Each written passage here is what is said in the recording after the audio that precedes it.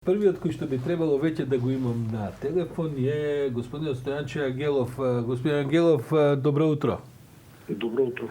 Овој пат се чини дека успеавте на време да го локализирате, да го смирите и да го изгасите пожарот во Галичник. Како беше целата таа ситуација за време на викендот и овој, да кажем, продолжен празничен одмор? Секогаш може побрзо и подобро, но овој пат сепак би рекол благовремено пожарот беше изгаснат, тој не се прошири во селото и жителите и гостите во Галичник не беа загрозени, ниту пак објектите, односно куќите кои што се наоѓаат во Галичник. Се знае ли што беше причината, господин Ангелов? Човечки фактор, природен фактор, како настана пожарот?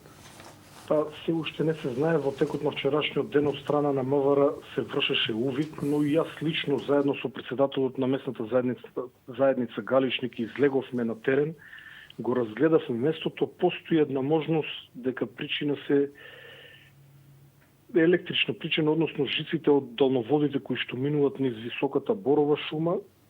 Друга причина во овој момент не може да се посочи, но пазе, тоа е само паушално тврдење. Се додека не се направи соодветно вештачење, вистинските причини нема да може да ги кажеме со сигурност. Јас право да ви кажам, така малку се загрижив, бидејќи се празници, реков некоја скара да не се проширила во шумски пожар. Голем терен ли беше зафатен? Зависи голем или мал, зависи од кој аспект гледате. Не беше толку голем теренот спрема тоа што можеше да се случи. Инаку можноста за скара ја исклучувам затоа што местото на кое што беше пожарот е навистина многу стрмно и борова шума, не верувам дека било кој би се осмелил на такво место. Впрочем, некој доде до Галичник за да направи кара делува малку нелогично. Луѓе што беа во Галичник за време на викендот додека траеше пожарот ми велат дека многу силен ветер дувал. Тоа претпоставам дека е еден од факторите за веројатно малку поспоро да се гасеше пожарот, а побрзо да се ширеше.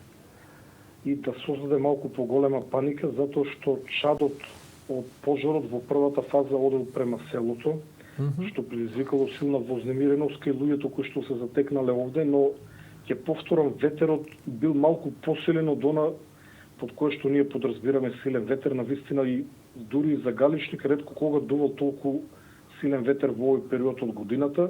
Ветерот го движел пожарот во насока на селото, затоа и на почетокот имаше таква панична реакција од жителите, бидејќи постоеше реална опасност истиот да се прошири во првите куќи кои што граничат со шумскиот појас.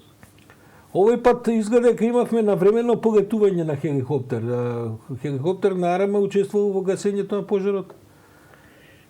Да, ние веднаш кога го добивме повикот за пожар, ги активиравме сите сили од системот за управување со кризи, односно и известивме против пожарната заштита, полицијата, но и армијата, но бидејќи се работи за пожар кој што е предсезонски, условно би го нарекол, затоа што се уште она сезона на пожари кога тие се вообичаени, како што е во текот на сувите летни месеци, се уште не е започната.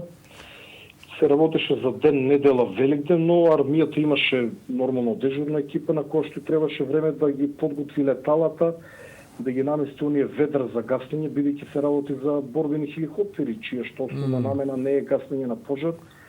Иако може би малку поспоро, сепак хеликоптерот дојде на лице место, но воздушните струења, не само ветерот, туку и силните вертикални воздушни струења не му дозволуваа на екипажот на хеликоптерот безбедно да лета над местото на пожарот.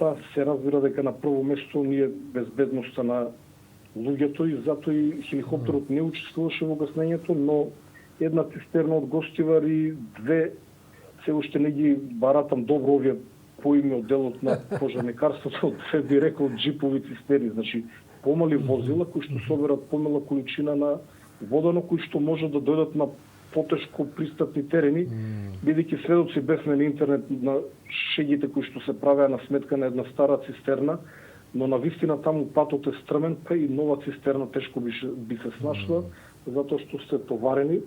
Но како и да е, со помош на овие возила беше направена една линија доколку пожарот се приближеше непосредно до куќите истиот да биде изгаснат и храбрите пожарникари, особено од Дебар, од Гостивар, кој што влегоа пеш со помош на неколку локални посетители или жители на Галичник, исто така помогнаа во гаснењето на пожарот.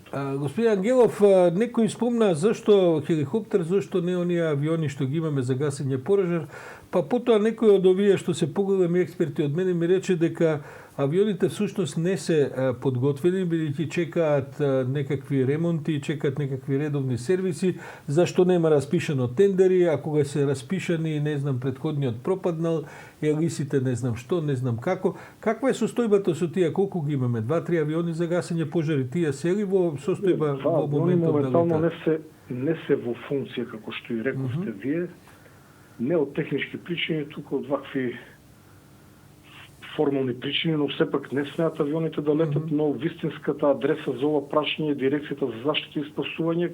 Таму верувам дека имат детални информации, но како и да е во текот на денешниот ден, ќе разговарам со директорот за да видиме кои се причините и дали може да се забрза отстранувањето на овие причини, бидејќи факт е дека доаѓа сезоната на пожарите, колку тоа нам да не ни се допаѓа. Па тоа забрзување потоа ќе ве доведе на насловните страни на вестниците и порталите дека тендерите ги местите. Тоа вие ке нас изборот или се ќе оди по закон, па потоа ќе бидат готови во септември авионите, или ќе се забрза па ќе бидат готови во јуни за да може да гасат пожар, ама потоа вие ќе го земете оној делот каде што ќе го видуваат. Овој пат, иако на социјалните мрежи и мене ме прозива и за овие така наречени трактори, но сепак тие се во сосем друга дирекција. Јас сум директор на Центарот за управување со кризи, кој што има координативна улога, и моето одење вчера на лице место беше да ги погледнеме слабостите кои што се појавија во гаснењето на овој пожар, за истите да ги намалиме, зборувам да ги намалиме, бидејќи целосно не можеме да ги отстраниме, затоа што некои се објективни, например, потребни се нови возила, противпожарни возила, нешто што не е толку едноставно, треба малку време. И ова село исто така беше оддалечено, но пожарите се случуваат на вакви места кои што се оддалечени од поголемите градови. Поминавте ли низ оној прочуен тунел од снег? Постои ли уште таму? Колку метарски е? Мислам дека уште не е стопен. Иронијата е во тоа што само 5-6 дена пред овој пожар, односно во, мислам дека беше ден вторник, бевме на лице место за да видиме како напредува екипата на Македонија пат и да притиснеме да се дочисти патот до селото, бидејќи нистиот имаше многу снег, што јас претходно го изодив пеш. И само за 4-5 дена од состојба на снег на патот ние дојдовме до состојба на пожар над самото село.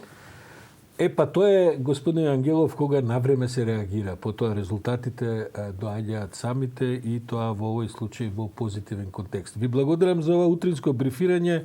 Ќе се чуеме, не дај Боже, повторно за ваков повод, но сепак се е добро кога добро ќе заврши. Благодарам за можност да учествувам во вашата емисија.